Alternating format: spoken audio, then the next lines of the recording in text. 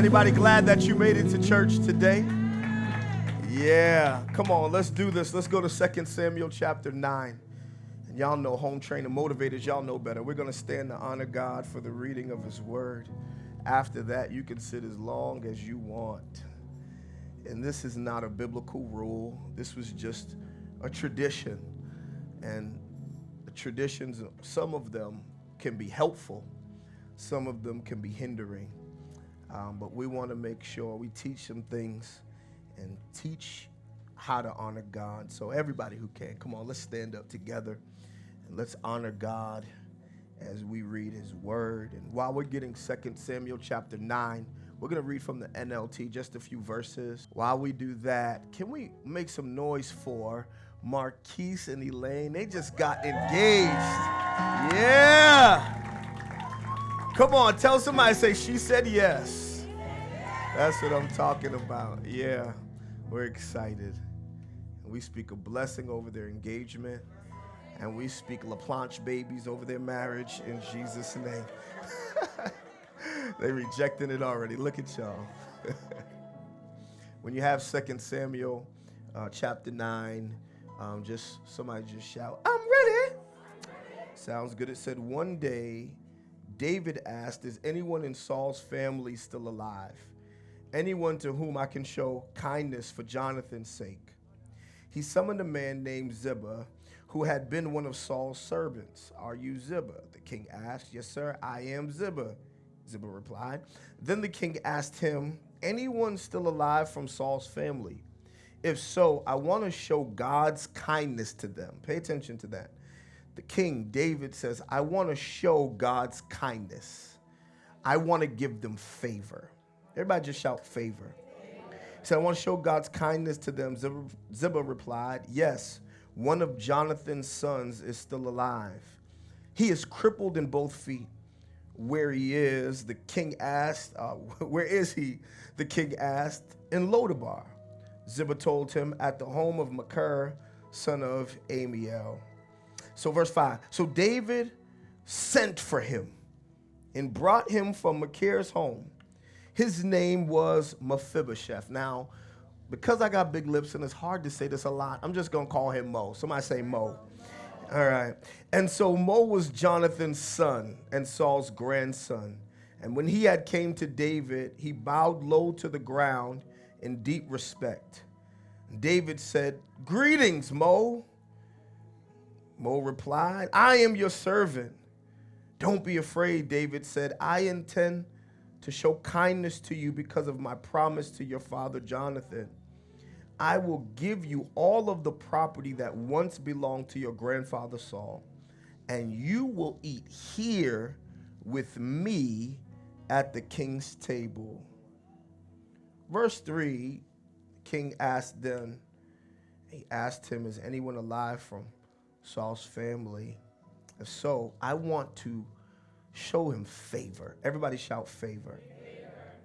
Isn't it strange sometimes how favor will find you? And I want to, I'm real funny about certain types of messages. I don't like to preach popcorn messages. I don't like to just say stuff that makes you feel good. I think we're mature. We're more mature than that. We're a little bit past that. You didn't come to church just to be rubbed on the back and say everything's going to be all right. But there are moments when God has a word for you that elevates you and encourages you and breaks past the goodness that you try to deny yourself. Sometimes God has something for you. And today, I just want to speak to that. But it's funny, this guy's name is Mephibosheth. All right, come on, everybody say it, Mephibosheth.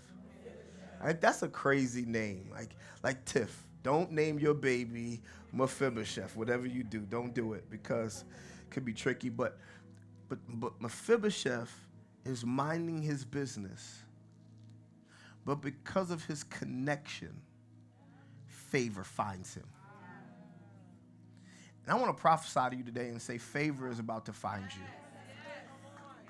So for a few moments, I'm going to preach from the subject, favored but not fixed.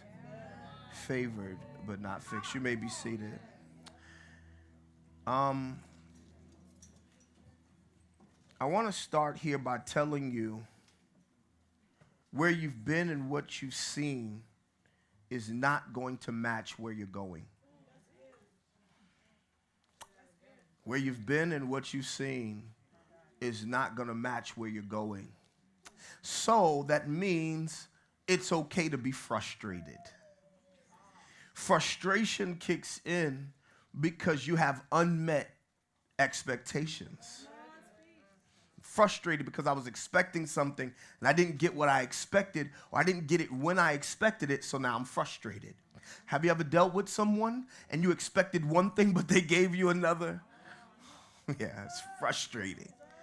You ever go to get some food because you were hungry and you were ready?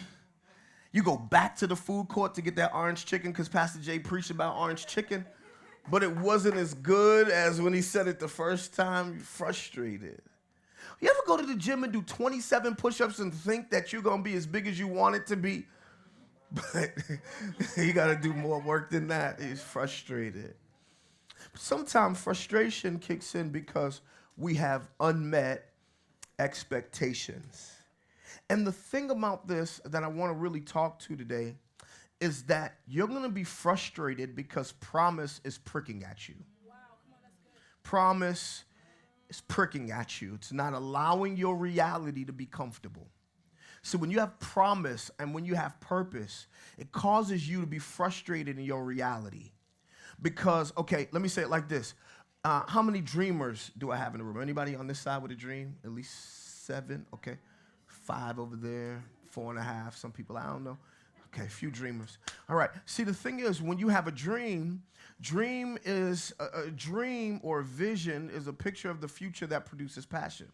So when you have a vision of something, it means that your mind is going beyond the reality of where you are, and you're thinking towards something that's not yet.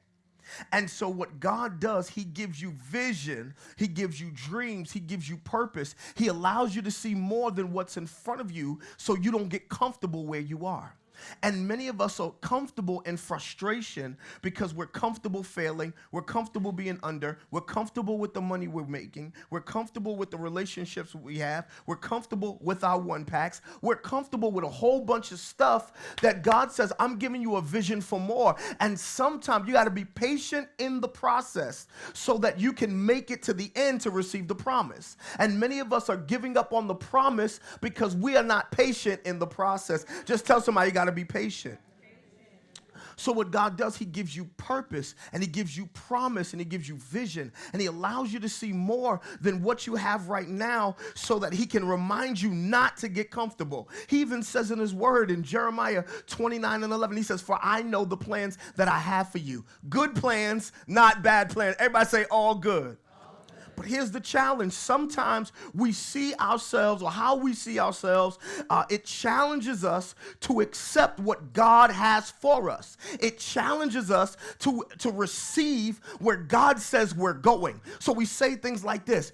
I have a vision of having this business, and I have a vision of going back to school, and I have a vision of getting married. I have a vision of being a slim thug. I have a vision for something in my life, but some things in my reality are fighting against me, so I stop going after what I see, and I say, I can't afford school.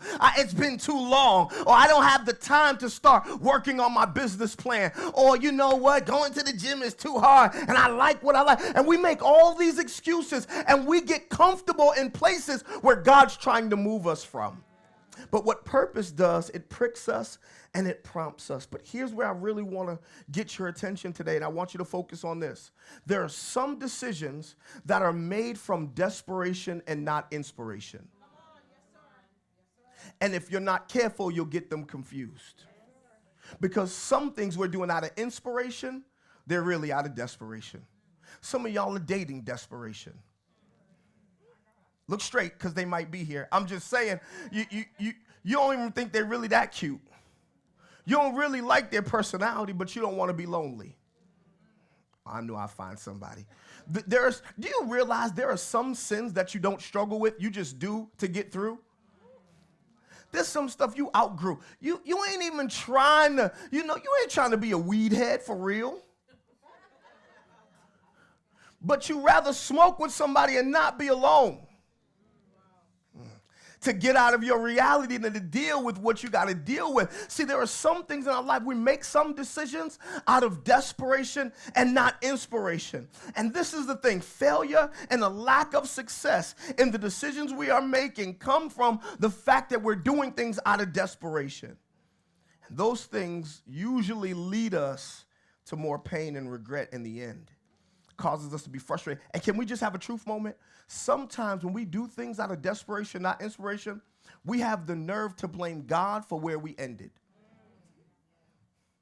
God, why you let this happen to me?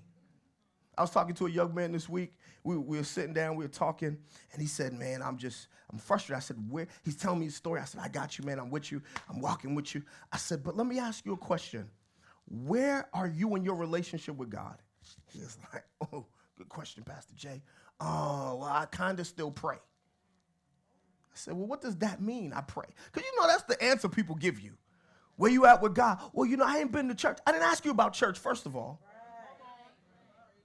What I asked you is, where are you at with God? Well, see, I pray, but, you know, I'm going through. Well, what are you going through? Tell me what he's going through. I said, okay, so where is God in this? I don't know. I was mad at God, too. Well, why were you mad at God? I blamed everybody because this happened to me. This happened. He went down his list of everything that happened. And I said, with all the stuff that happened, it sounded like decisions you made.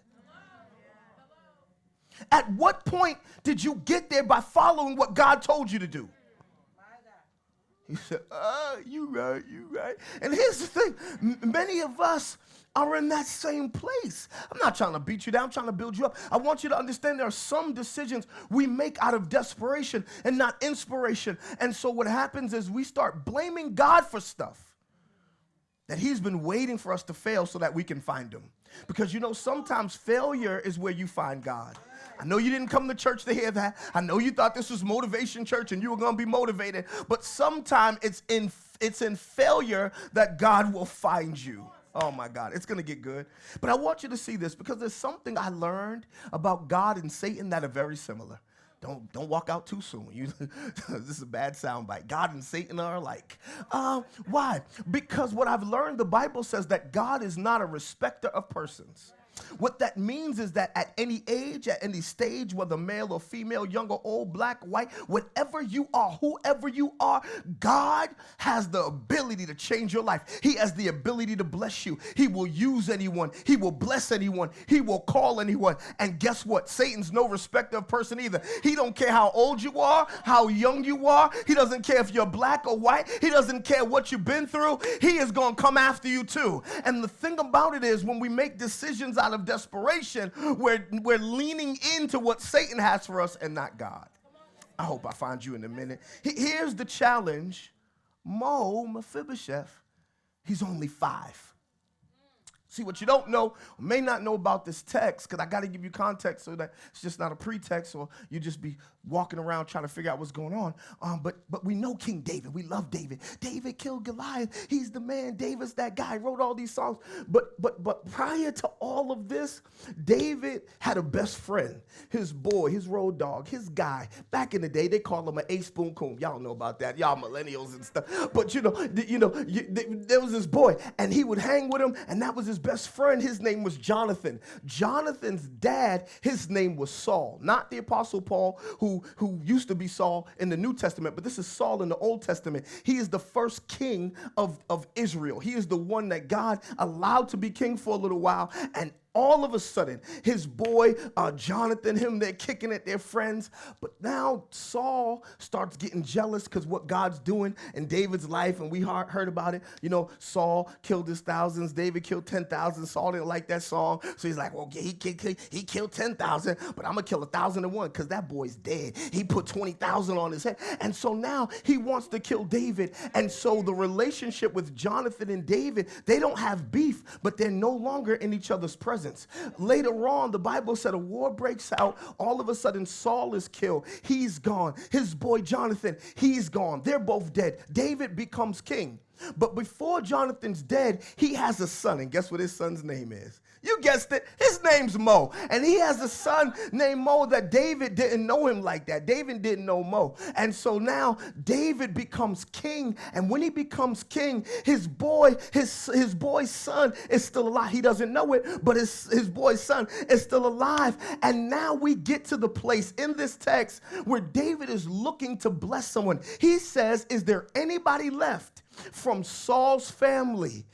And they say, oh, Jonathan had a boy. He's like, Jonathan, that was my guy. He had a son. I didn't even meet him yet. He said, yeah, man, you got to meet him. And so he says, send for him. And now he has a son whose name is Mephibosheth. Now what happens is when Mephibosheth is 5 years old, I told you a moment ago that Saul and Jonathan got killed because there was a word that was going out that a war was breaking loose, and his father and grandfather got killed. So now he had a nurse attending to him. He had someone that had to look out for him. So when the war breaks out, they all start running. But instead of Mephibosheth running, she picks him up and runs carrying him.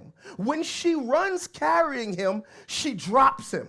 When she drops him, he becomes paralyzed. He can no longer walk. Here's what I want to talk about just for a moment. He gets hurt getting help.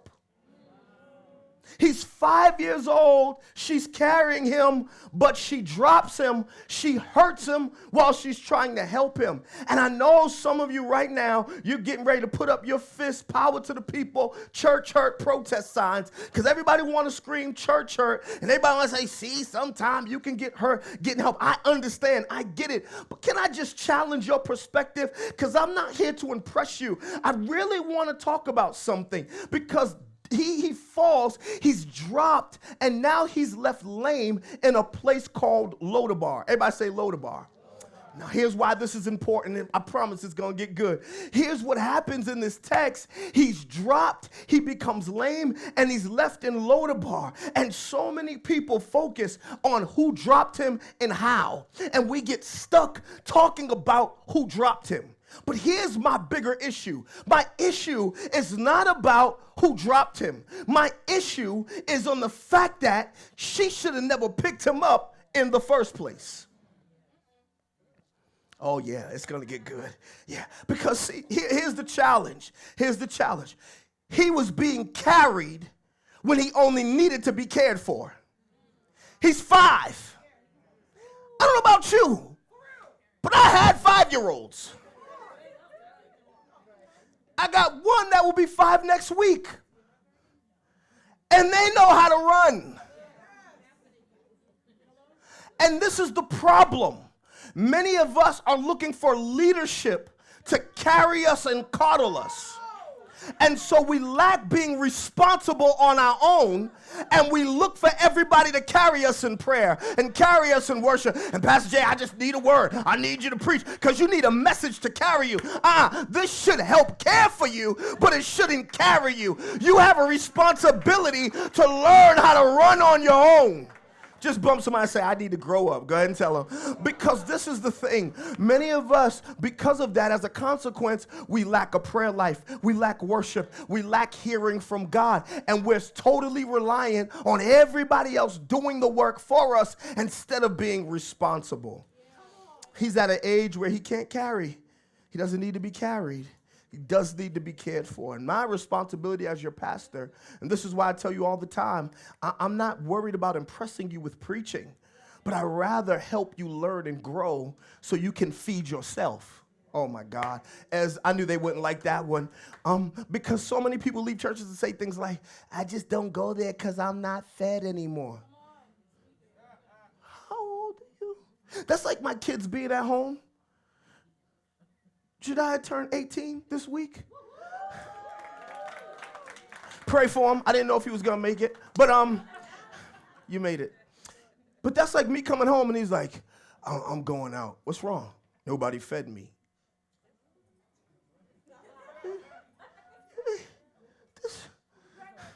Watch this. My job is to provide the food.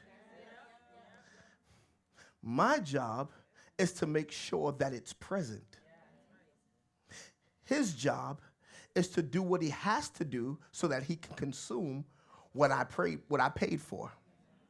And if we have the same, if we can use the same context, understand when we come to church, it's not my job to feed you. It's my job to prepare the table. But you have to eat it. And too many of us want to be spoon-fed. Pastor, can you pray for me? I pray for you, but did you pray for you? How you want me to do more for you than you're willing to do for yourself?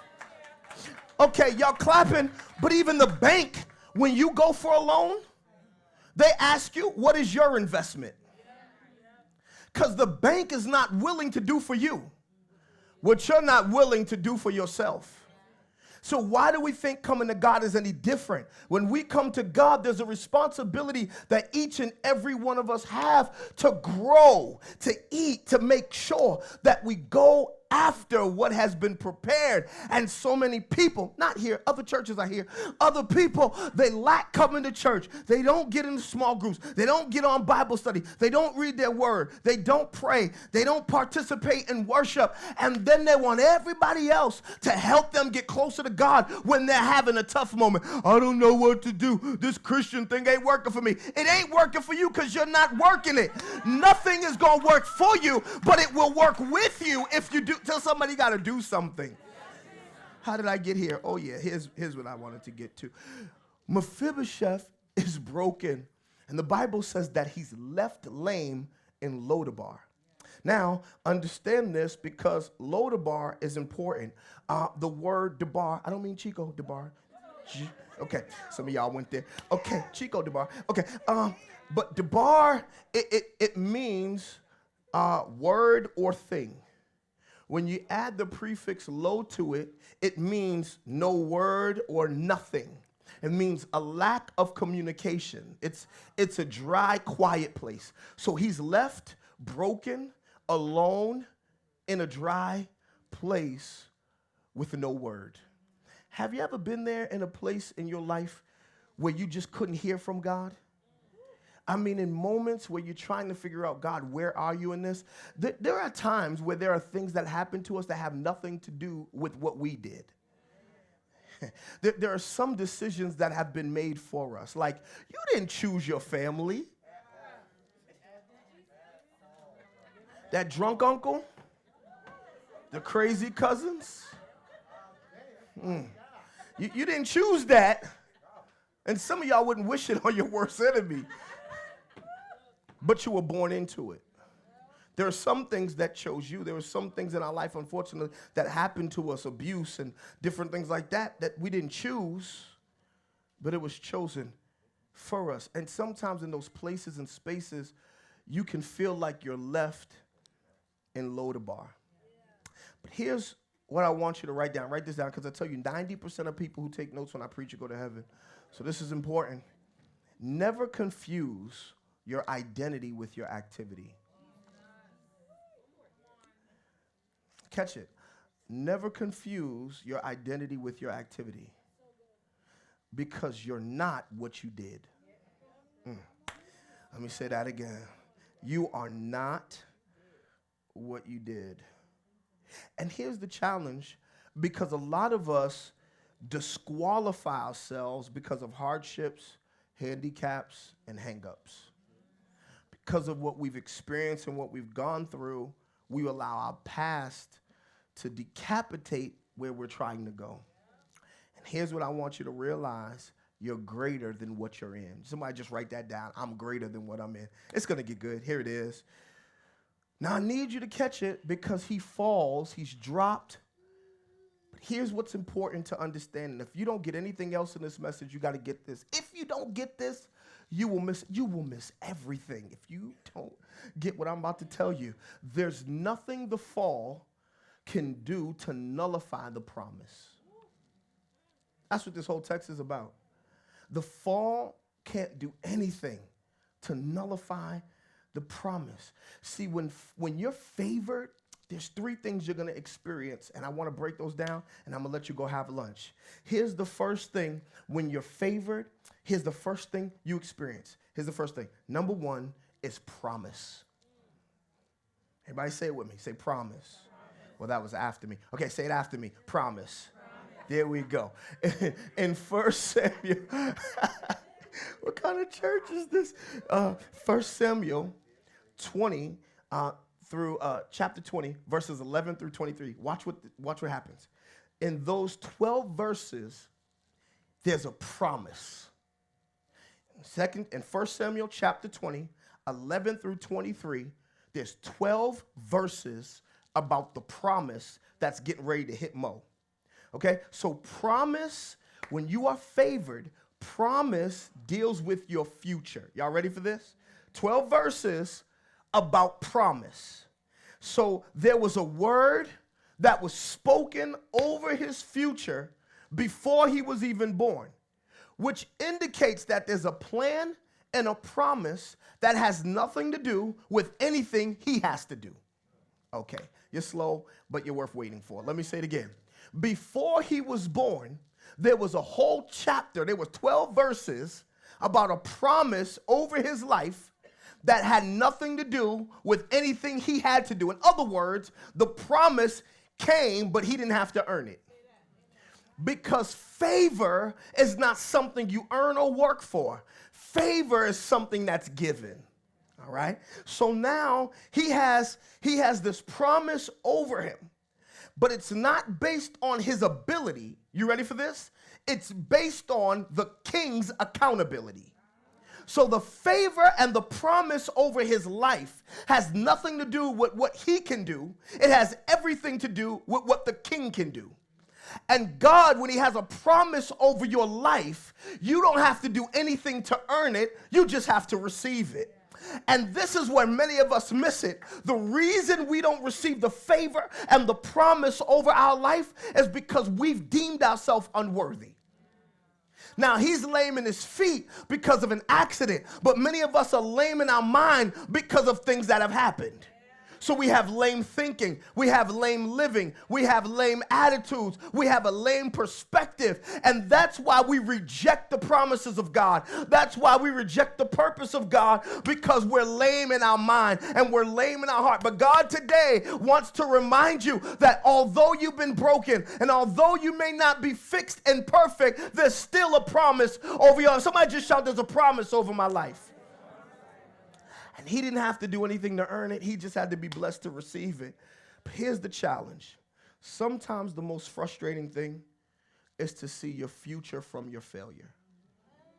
Have you ever had one of those moments in your life? You're trying to see the bigger picture, but you're looking through the lens of failure. And when you're broke, when you're broken, when you're bound, when you're burdened, when you're whatever other B's you can come up with, when you're busted, there it is. It's hard to see past the present. It's hard to see past the moment. It's hard to get beyond where I am. But God reminds him that before he was even born, he spoke to his future. Oh my God. And God went before him. Somebody say, Lord, speak to my future. So the first area you deal with is promise, because it speaks to your future. But here's the second thing you got to write down, because this is big. And this is where many of you are right now. I know this is where you are. Here's the second thing. Write this down. Problems. Problems. Problems speak to the fall. Speak to the falls in life. It says, now watch this. In the first one, promise, it was 12 verses about promise, right? We get quiet about that. 12 verses about promise. Now, in 2 Samuel chapter 4, verse 9, there was only one verse about problems. One verse about problems. The promise was bigger than the problem. Y'all missed that. There was more about the promise than there was about the problem. But our whole life, we spend more time focused on one verse. You had one verse that something happened. So you negate the other 12 that something good is coming your way, and you focus on the one. Oh my God, let me wake you up. Some of y'all are stuck on the one thing that somebody said that was negative, the one thing that happened that you didn't like, the one failure. You had more success than failure, but failure looks bigger to you. And then you're sitting there trying to figure out how come life doesn't get better. Life ain't even that bad because you're still alive and you still have purpose. Why? Because God woke you up, but you only see the lens through one verse. Tell somebody you got to change your lenses. Okay, let me help you. Because he got stuck in a place that he was hurt.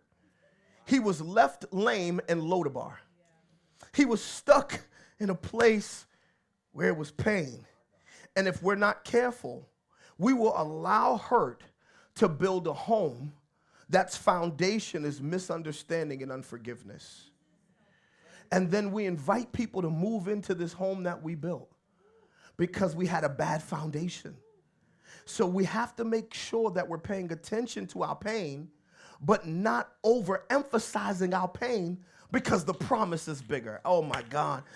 See, you're looking at it through the lens of your problem, and you're forgetting about the size of God's promise. Oh, my God. This is going to get good. Because imagine this. This guy, Mo, he's a king's kid. Thank you, Jediah. He has royal blood in him. And because of one painful experience, he never moves past it. So now he's getting older, but stuck based on what happened to him when he was smaller. And some of y'all are grown, but you're childish. You're immature. So you're of age, but not of stage because you're stuck. And I know you came to church, your body's here, but your mind is in Lodabar. Your heart is in Lodabar. Your money is in Lodabar. Your thinking is in Lodabar. Okay, I told you what Lodabar means, but if you break it down, the real translation, Lodabar also means ghetto. Oh my God. So some of you have such a ghetto mentality that you can never grow where God's trying to take you. You're comfortable being ghetto fabulous. He says, it's time to move. And here's the thing. I don't know how you got there, but you can't stay there. Just wake your neighbor up and say, you can't stay there. So we have promise, we have problems. Here's the third thing before lunch, and we got to go. Here's the third thing. Third thing you got to write down is provision. Provision. Provision means the fulfillment. So you have promise that represents the future. 12 verses represented the future. You had problems, one verse that represented the fall. But we see here in 2 Samuel chapter 9, provision was the whole chapter. Oh my God. It was the whole chapter. The whole chapter was about fulfillment. So the problem, y'all ready for this? Can't compare to the promise and the provision. The promise was 12 verses. The problem was one verse. The provision is a whole chapter.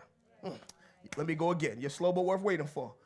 The promise, 12 verses. Where I'm from, 12 is more than one. In the second part of this, we see the problem, one verse, which is the fall. Then we see the provision, 2 Samuel chapter 9, which is the whole chapter, which is fulfillment. So promise and provision are established before the problem. So here it is. While he's hurting, while he's stuck, he doesn't realize this, the king is coming. And this is why I have to wake you up and tell you this. In spite of what you're feeling, the king is coming. And I know you may not want to hear that because some of you like pity. Some of you are comfortable. Some of you love misery and you want company. Some of you like people rubbing your back. See, I told you it's going to be okay. It's okay, baby. I'm proud of you. It's all right. We're going to be okay. And you like people rubbing you and massaging you. I know. It'll be all right. And you want people coddling you. But there's some of us, after a minute or two, get your hand off my back. I got to get up and I got to get out and I got to go do something. I got to be something. I can't get stuck in Lodabar. I have too much in my future. I have too much that I'm working for. There's too many things that I've been through to get stuck in one moment of my life. And I'm calling you out of your moment right now, because some of you have been stuck in that same verse. But God said, just do me a favor. Tell somebody, turn the page. There's a whole nother chapter full of blessings. There's a whole nother chapter full of provision. There's a whole nother chapter where God is going to do everything that he said he's going to do in your life. And there's some of you that came to church today and God just wanted to wake you up so that he can remind you that you can't stay where you've been. Just tell somebody, say, I can't stay here. Oh no, only stuck people talking quiet. Tell somebody, say, I can't stay here. I got too much in me to get stuck. I got too many things to accomplish to be here. I've been here too long. That verse is over, and I'm moving to a new chapter in my life. The king is coming. Oh my God, let me hurry up. When you're willing to leave your place of hurt and respond to the voice of the king, the pain of your past won't have the same effect in your future. So what that means is, it doesn't mean I'm healed. It doesn't mean I'm fixed. It just means I'm not going to stay where I've been broken. And that's sometimes deliverance is just a decision. You're waiting for God to pick you up out of something that he gave you the ability to walk out of. And you're using your pain as an excuse for attention. Where God is trying to get you, okay, let me move. The king is coming. The king is coming. The king is coming. I got stuck here. The king is coming. The king is coming. Like, the king is coming. That means something. The king is coming. He's coming. He's coming. Pass it down your road. Say, the king is coming. The king is coming. The king is coming. The king is coming. The king is coming. Why is the king coming? Because he's sending for me. What is he sending me for? Because there's something that he has that I don't. There's somewhere he wants me to bring me. It's time to move. David, watch this. He promises Mo that he will have a place at the king's table continually. That's important because he says continually. He didn't just invite him over one time. He said, this is your new spot. Continually. It has your name on it. It's continual. Now, I know I told you a few weeks ago that motivation is the pot. It's the place of transition.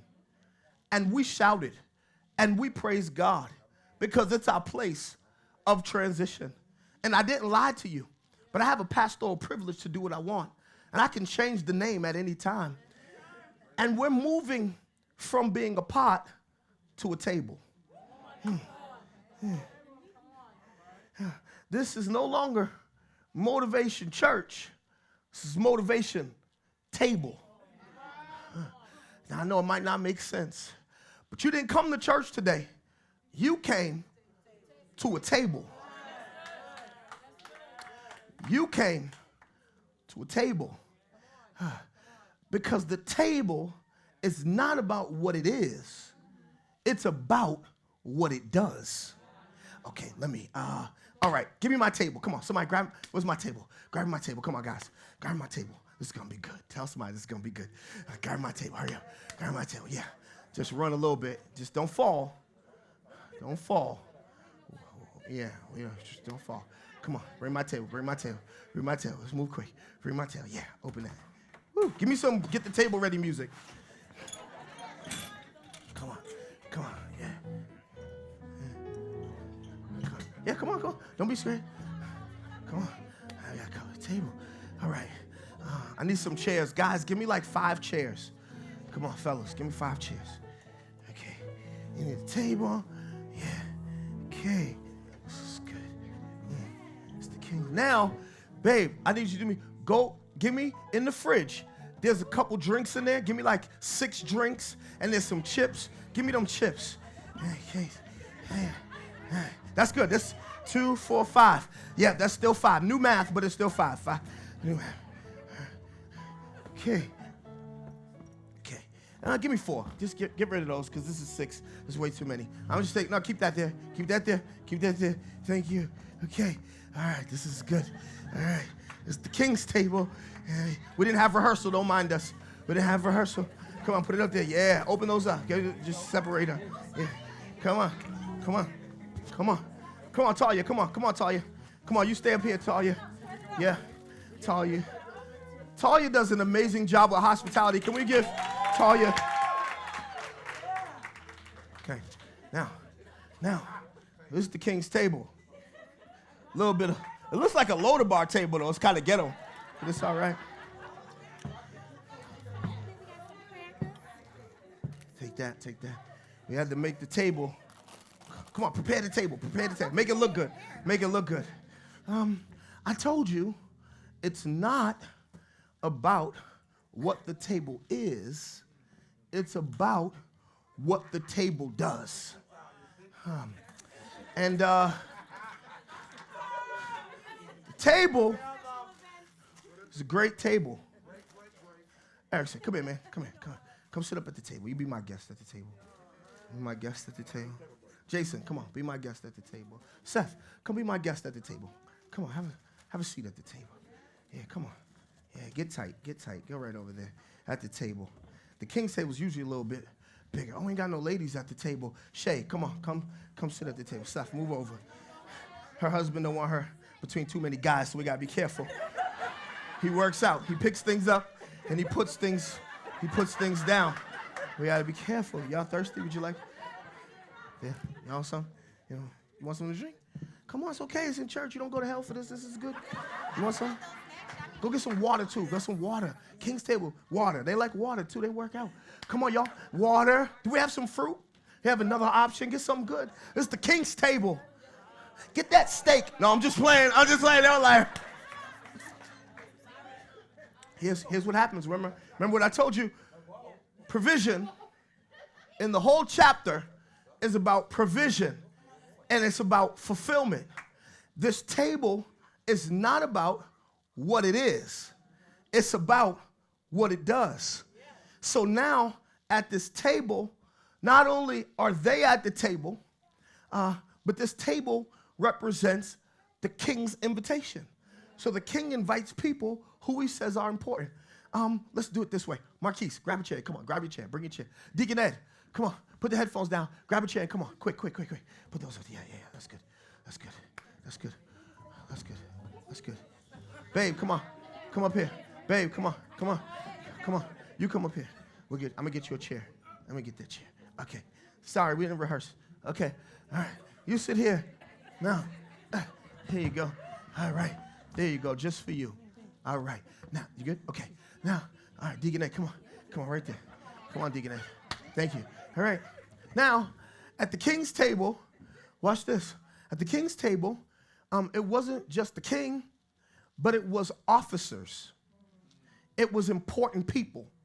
It was decision makers. Deacon Ed, deacon, head deacon, top guy. Marquise, CFO. Pastor Ray, well, you know who she is. So now you got 3 people that are decision makers in this church. They're at the table. But they're not the only ones at the table. There are some other people at the table. Now, they didn't do anything. They didn't ask me, hey, Pastor Jay, can I come sit at the table today? They were just invited because favor found them. Hope y'all ready. The king called them and chose them. So now Mephibosheth, watch this, he's lame. He's broken. He can't get to the table on his own. They had to carry him and sit him at the table. While he's at the table with all of these important people, he looked just like everybody else. So when, y'all ain't ready for this. So when you look at the table, you can't tell who's who because they're all at the table. Oh my God, let me see. Let me see. They're all at the doesn't matter their history. They're all might have been in sin, but they're might have messed up, but they're drug addictions, sexuality issues. I know I've messed some people up. Baby out of wedlock, sleeping with everybody that I'm supposed to, lying and cheating, getting drunk every night, banging in the hood, at the table. Doesn't matter where they've been because they're called to the table. But it's not about what the table is, it's what the table does. Mephibosheth sat at the table and you couldn't see his issue. Oh my God. Because they're at the table, you can't see them for where they were. You can only see them for where they're going. And there's some of you right now that ought to praise God because motivation is your table. It's the place where it doesn't matter where you've been and what you've been through. It doesn't even matter how you got here. Somebody just say, I'm at the table. Give me that mic. Yeah, give me the other one. Somebody just shout, I'm at the table. And see, you're too busy crying about what happened. You're getting stuck in Lodabar and you're missing the opportunity to get what's at the table. So you stay home because you're mad. You check out because you're mad. You lack prayer because you're mad. But just tell somebody, come to the table.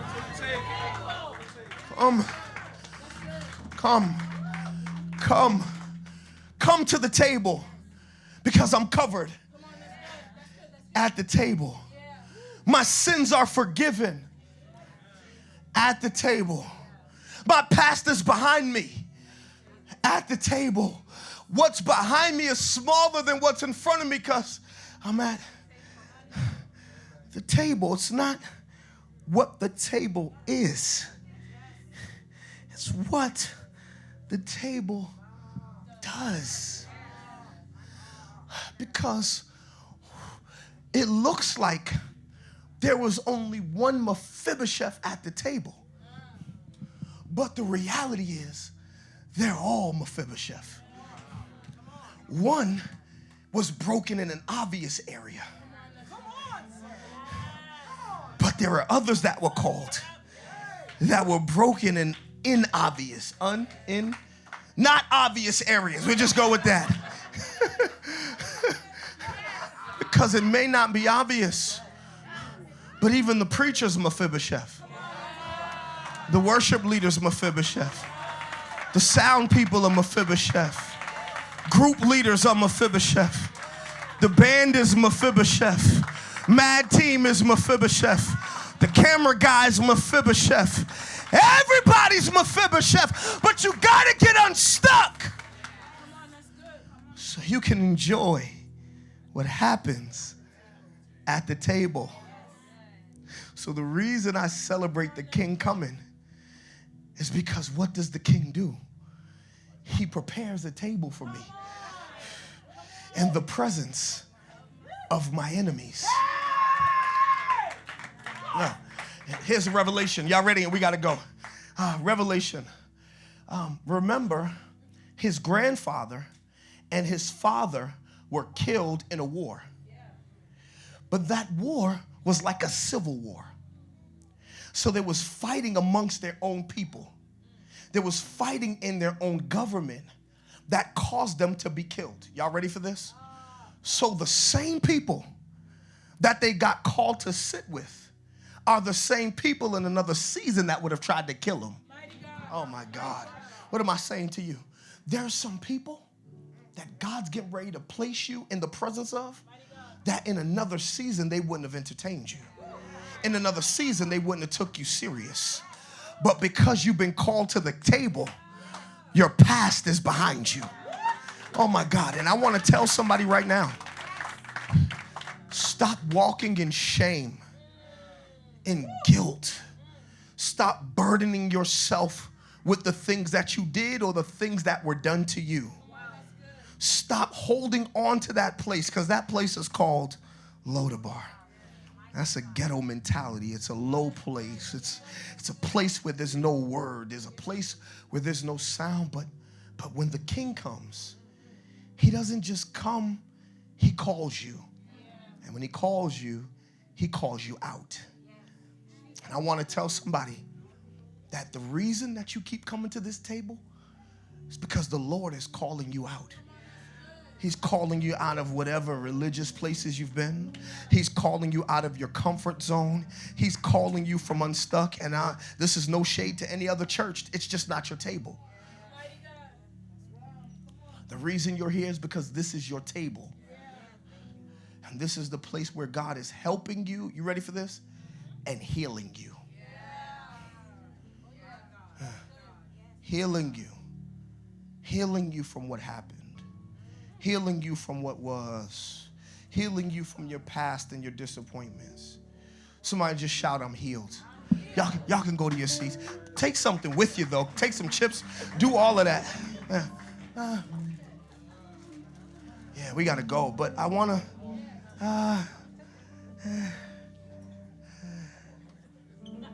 You can leave that.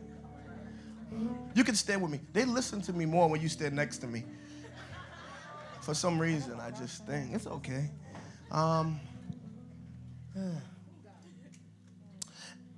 You know what? Here's what's funny. The same thing that the king eats, everybody at the table eats. The other day, I bought some shoes. I went to buy some sneakers. I felt led of the Lord.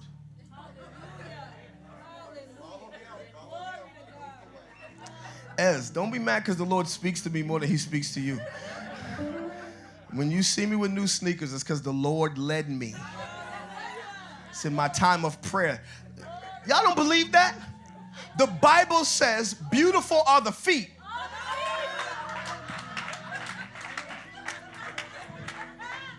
Bump somebody, say shoe game, shoe game. That's the new gospel, shoe game. But so as I was being obedient, because you want a pastor who's obedient to the Lord. That's my daily devotion. Daily devotion. I went to the mall. I was led by the Lord, babe. And so I go to get something for me. And while I'm there, I said, man, I can't just get something for me. So I started buying all these sneakers for my kids. At least the little ones. So it's like four people, but I bought like multiple pairs, right? Here's the thing. Because if I'm shining, my kids are shining. Because I can't walk around looking right and my kids are raggedy. Now, I understand they're going to get raggedy because my kids are wild. But they're not going to start raggedy. Here's what I'm saying. Because they're my kids, there's a standard I have for them. Even when they don't look like it, there's a standard. Oh, God, I hear you. See, sometimes you look at my sneakers and look at my kids' sneakers like, dang, Pastor Jay, that's the best you could do. They didn't start that way.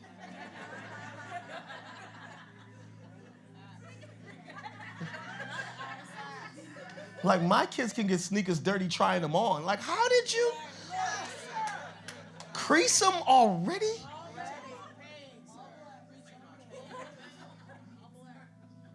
Jediah used to kill sneakers. You remember that? I don't even care. Now, he don't even want you in the same room. He's just different. Here's what I'm saying. But y'all looking at me crazy. Some of y'all like that too, though. That you don't look like what God started you as, because you're a little crazy too. But it doesn't mean you're not a king's kid. Uh-oh. You just in a raggedy moment. Here's what I'm saying. Because I'm a king's kid, what the king has, I have. What he makes available, he makes it available for me. So because you're a king's kid, you have to start living on that level. Me and Kyrie were in the store yesterday because we had obeyed God. It's just this fellowship thing. And I showed him these sneakers. I said, what if I buy these for you? And he laughed. He's like, what if I buy these for you? And I said, what's wrong with them? Like, you'd wear these? He said, come on, man, you taught me better than that. Watch this. Because of his father, his standard changed. And so what some other people would have accepted, he said, that's not my standard. Because you're a king's kid, you have to understand this. You're favored, but you may not be fixed. You may still have some broken areas over your life. We got to talk to them. Come with me and talk to them. You might have some broken areas over your life and some things that haven't been quite worked out yet. But God still calls you his own. And don't let your past mistakes and sins make you disqualify yourself from what you could be in God. Can I talk to y'all? Because there's some of y'all over on this side who you know I've been talking to you this whole message. You've been feeling like, I hear you, Pastor Jay, but you don't know my story. You don't know my family. I don't need to know your family to know that God has a promise for you. How do you know he has a promise for me? Because you're alive. Like, there's something. Now, watch this. Don't disqualify the promise and the plan of God over your life because you're looking at someone else's. It might seem small in comparison, but it's big to you. And some of us miss it because the sin of comparison. Come on, let's go talk to them. All right. See, this is the thing. I need backup because y'all be looking at me crazy. I'm trying to get you to receive this for real though, because a lot of times you'll walk out of church. That was a good word, Pastor Jay. And you'll go back to your life. You'll go back to your Lodabar with the same language. And instead of, see what happens, that word I told you was continually. That means it's a new table, it's a new place. Stop going back to the old place after you've had a new taste. I think that was a bar. Woo! That was a bar. We got to put that on a track. That was a bar. Okay, here's what I'm saying. We got to go. You got to make sure that you don't go backwards when the Lord has called you forward. Just bump somebody, say the king is coming. Come on, let's stand all over this room.